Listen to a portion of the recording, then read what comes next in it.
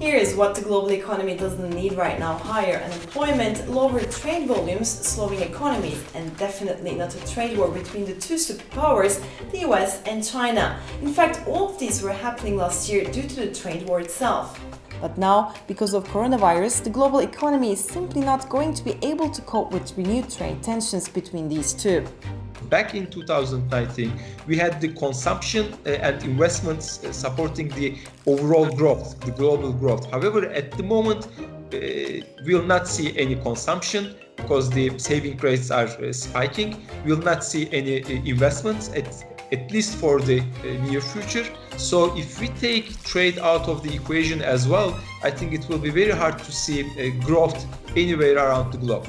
US President Donald Trump has even fueled theories that China actually spread the virus and that they covered up the outbreak while failing to prevent it from spreading around the world. Well, they could have done it, and I'm just saying, well, one of two things happened. They either didn't do it and, they couldn't do it from a competent standpoint, or they let it spread.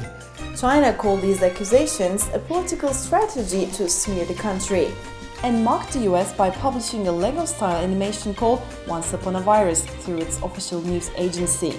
We discovered a new virus. So what? It's dangerous. It's only a flu. Wear a mask. Don't wear a mask. Stay at home. It's violating human rights. Not long ago, just at the beginning of this year, the two countries reached a trade truce and signed phase 1 of a trade deal. That deal requires China to buy an additional $200 billion worth of US goods over the next 2 years. However, because of the outbreak, China has not come even remotely close to meeting this obligation. For instance, it didn't import any crude oil from the US in February, March and April. And now Trump is threatening China with raising tariffs and ditching the agreement. The coronavirus has altered everything. China's economy shrank 6.8% in the first quarter of this year, marking the first contraction in 28 years. Meanwhile, growth in the US is expected to contract by around 30% in the second quarter.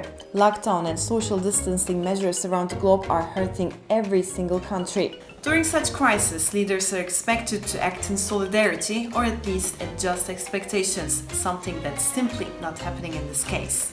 The spread of the virus is not only reviving tensions of the trade war, it has had multi-layered effects on industries from travel to shipping. China recently even deported journalists from the New York Times, the Washington Post and the Wall Street Journal. A few days ago, the US Army also talked about increasing their missiles capacity. So obviously this is not something limited to trade. It's also about the armies and the South Sea and Chinese Sea and the production lines, supply chains. So this is more than just trade. We can call it a Cold War. So, what's next? Global markets and economies are going to be watching the news about these developments very closely for sure. It's an election year in the US and Trump is expected to keep China central to his campaign. Phase 1 of the deal between the US and China is now in danger due to the pandemic, and Trump is unwilling to make concessions due to the impacts of the virus, although he has said that he will review the situation within the week. So how will the US and China move beyond this impasse?